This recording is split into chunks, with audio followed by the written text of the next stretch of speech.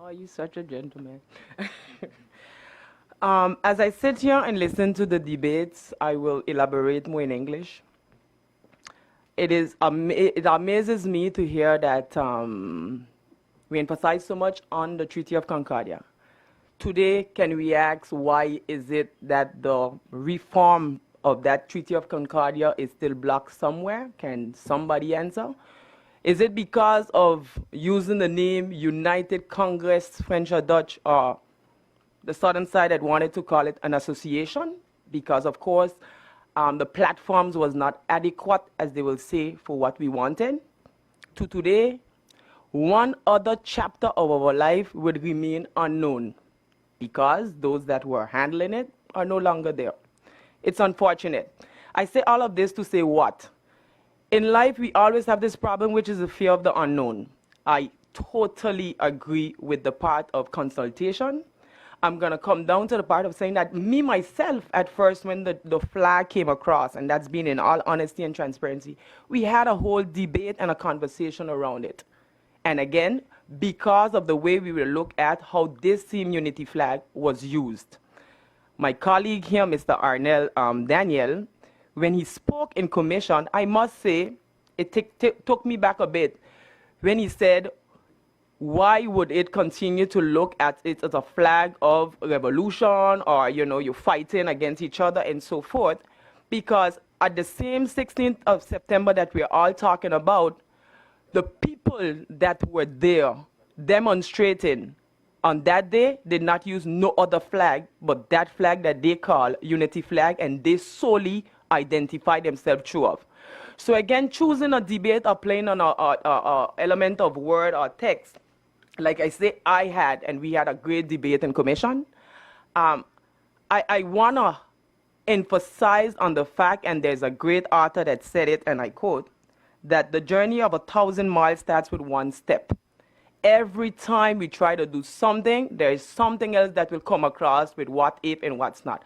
I am sitting here this morning, this afternoon right now, as one of them that truly fought on the last mandate for cooperation through the form of, you wanted to call it a United Congress, French or Dutch, or a simple association platform, that even on the day of the Treaty of Concordia, when we was giving our speeches, it was reminded again, and this goes in the line of my colleague, that it is high time that we revise the Treaty of Concordia, that is a sign of unity, that defines back then, that stipulated that there was a authorization for the free circulation of goods and its people.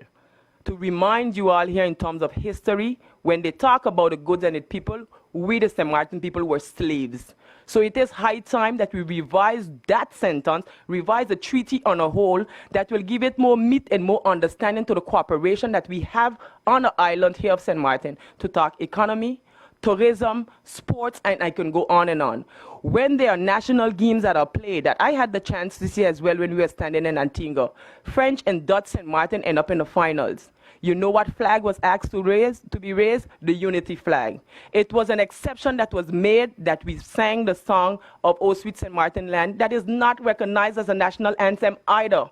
At the end of the day, what I'm saying here is that as much, and my colleague also said that there would be, not to mix the debate. The debate that you all are speaking about in terms of a national flag, that we need to know, we said it clearly, that will have full consultation, not only from the population, but also go down the line of this full competition between the students, come straight up and so forth. That's something that truly identifies us.